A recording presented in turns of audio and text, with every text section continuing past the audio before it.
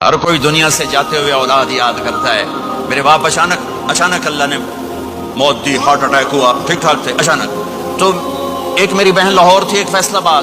تو میرے باپ آخر وقت تک کہتے رہے میری بیٹیاں تو بلا دو، اور میری دھیاں تو لے آؤ، میری دھیاں تو ملا دو، میری بچیاں تو ملا دو. اور یہ کہتے کہتے دنیا سے چلے گئے. ہر آدمی موت کے وقت یہی کچھ کرتا ہے. میرے نبی دنیا سے جا رہے ہیں، دنیا سے جانے کا وقت ہے. 12 ربیع الاول ہے، پیر کا دن ہے، 7 جون ہے، 11 ہجری 633 عیسوی. جبریل نے آ کے صبح آپ نے ساری بیگمات کو بلایا، رخصت فرمایا ملاقات کی. بیٹے کو بلایا، کان میں کہا میں جا رہا ہوں. وہ رونے لگی، رو نہیں، سب سے پہلے تیری میری ملاقات ہو گئی. 6 ماہ بعد بیٹی بھی پہنچ گئی باپ کے پاس. پھر داماد کو بلایا، ان کا سر اپنی گود میں رکھا، کمر پہ ہاتھ پھیرا، دعا دی، رخصت فرمایا. آخر میں اپنی آنکھوں کی ٹھنڈک کو بلایا. کون؟ حسن اور حسین. کہ میری آنکھوں کی ٹھنڈک حسن اور حسین، میرے جنت کے پھول حسن اور حسین. یوں لیا اور ساتھ ہی آنسو ٹپ ٹپ ٹپ ٹپ ٹپ ٹپ. بیویوں کو جدا کیا، آنسو نہیں. بیٹی کو جدا کیا، آنسو نہیں. داماد کو جدا کیا، آنسو نہیں. جب بچوں کو جدا کرنے لگے تو یوں آنسو. ایک کو زہر میں تڑپتے دیکھا، ایک کا کٹا سر نیزے پہ چڑھتے دیکھا تو آنسو رک نہیں سکے. دعا نہیں کی، ہاتھ نہیں اٹھائے، اللہ کی تقدیر کے سپرد کر دیا.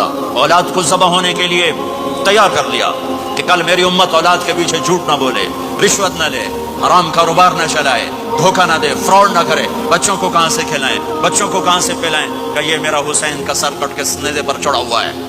جب سب چلے گئے تو جبریل آ گئے. آپ نے فرمایا کیا ہوا؟ خاموش کھڑے تھے. کہ موت کا فرشتہ دروازے پر اندر آنے کی اجازت چاہتا ہے. اپنے نبی کا مقام دیکھو، موت بھی پوچھ کے آتی ہے.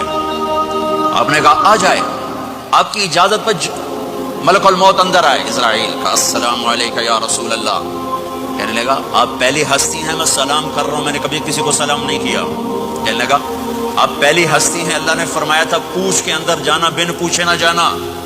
پھر کہنے لگے آپ پہلی ہستی ہیں، اللہ نے فرمایا آنا چاہیں تو لے آنا، رہنا چاہیں تو چھوڑ کے آ جانا. ہاں، یہ وہ دربار رسالت ہے جہاں موت بھی پوچھ کے آتی ہے. آپ نے فرمایا میں اجازت دے دوں میری جان نکالو گے؟ کہا جی نکالوں گا.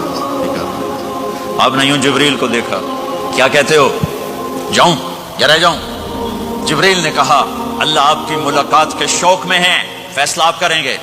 ہاں یہ بات سنانا چاہتا تھا اگلی. آپ نے کہا اچھا جاؤ، پہلے اللہ سے پوچھ کے آؤ میرے بعد میری امت کے ساتھ کیا کریں گے. میرے بچوں کیسے؟ یہ ساری مائیں، میرے بچے میرے بچے میرے بچے میرے بچے.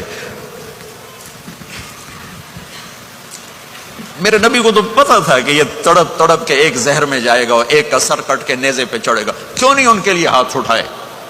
ہمارے لیے کیوں روئے کہ جاؤ اللہ سے پوچھ کے آؤ میرے بعد میری امت کے ساتھ کیا کرے گا، میں پھر جواب دوں گا. جبریل واپس گئے، موت کا فرشتہ کھڑا ہوا ہے. جواب آیا یا رسول اللہ آپ کا رب کہہ رہے ہیں آپ کی امت کو تنہا نہیں چھوڑوں گا. مجھے میرے رب کی قسم جو سن رہا ہے جس نے ہمیں یہاں جمع کیا ہے، سنو میری بات غور سے. اگر میرے نبی یہ سوال نہ اٹھاتے تو آج میں اور آپ بھی بندر خنزیر میں بدل چکے ہوتے. میری اور رب کی کوئی رشتہ داری نہیں ہے. اس امت نے وہ سب کچھ کر دیا جو پہلی امتوں نے کیا، لیکن کون ہے جس نے عذابوں کو روکا ہوا؟ وہ میرے نبی کے آنسو، میرے نبی کی آہیں، میرے نبی کی دعائیں، میرے نبی کی فریادیں، میرے نبی کی تڑپ، میرے نبی کا رونا، میرے نبی کا پیٹ پہ پتھر باندھنا. اس نے روک دیا. کوئی نبی جاتے ہوئے امت کے لیے نہیں رویا. واحد نبی ہیں جو جاتے ہوئے امت کے لیے روئے، میری امت میری امت میری امت.